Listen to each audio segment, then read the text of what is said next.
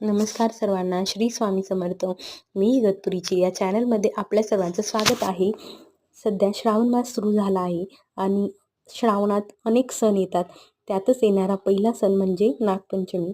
नागपंचमीला जिवत्या आणि नागनरसोबाची प्रतिमा देवघरात लावून तिचे पूजन केले जाते. मीही ही प्रतिमा देवघरात भिंतीवर लावली आणि तिचे पूजन केले.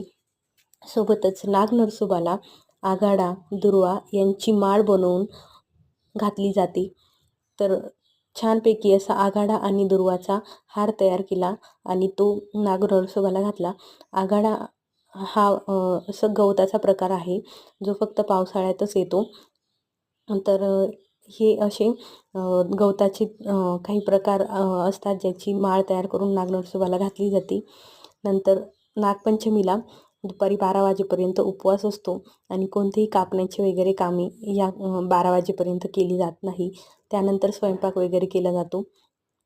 तर सायंकाळी पुरणपोळीचा छान असा नैवेद्य दाखविला जातो आणि वारुळाची पूजा केली जाते आणि नागनरसोबाला हा पुरणपोळीचा नैवेद्य दाखवला जातो आणि वारुळालाही दाखवला जातो. लहानपणी नागपंचमी म्हणजे उंच उंच झोके खेळण्याचा सण वाटायचा. तर तुम्हाला व्हिडिओ आवडला असल्यास आपल्या चॅनलला लाईक करा, सबस्क्राईब करा. धन्यवाद.